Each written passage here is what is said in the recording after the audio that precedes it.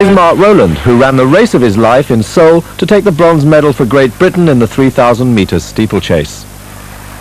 With little more than a season's experience of steeplechasing, Mark produced the speed, strength and endurance required over 7.5 laps and 35 obstacles to take third place behind the two Kenyans, Kerley and Koech. To extend our comparison still further, we tested Bill, our average man in the street, and we also included test results from pursuit cyclist Kinsell and hockey star Kerley. So is it really possible to relate meaningfully the performances from one sport to those of another? All the sports are roughly divided into big categories. The weight-supported events and those events that are not weight-supported. For example, a runner has to carry his body weight, but this is not the case with a swimmer or a rower. For this reason, there are different machines and different techniques in order to assess and evaluate endurance on different sports. While cyclists work on the bicycle, which for so long was virtually the only equipment available for this sort of fitness testing, canoeists can now be tested on a new ergometer, which allows them to use their own paddling techniques. The treadmill provides the test bed for track athletes and field sports, whilst the rowing ergometer duplicates the combined movement of arms, back and legs. During Mark's 20-minute test on the treadmill, first the speed and then the gradient is increased until he reaches the peak of his performance.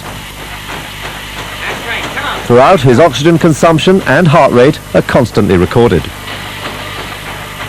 Steve, with his body weight supported by the ergometer, is going through a similar 20-minute test, during which the stroke rate and therefore the speed is systematically increased. Bill, our average man, has chosen the treadmill for his test, but taking into account his body weight and fitness, a lower road speed is set for him.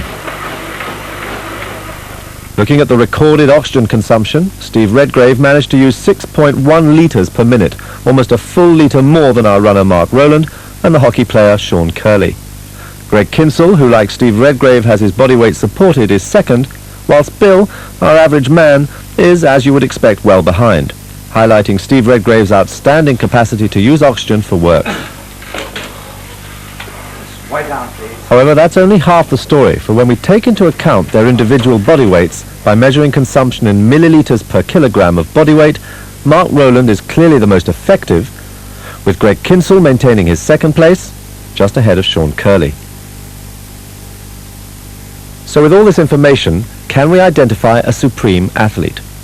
Well, the answer is no, simply because each individual is good at his respective sport.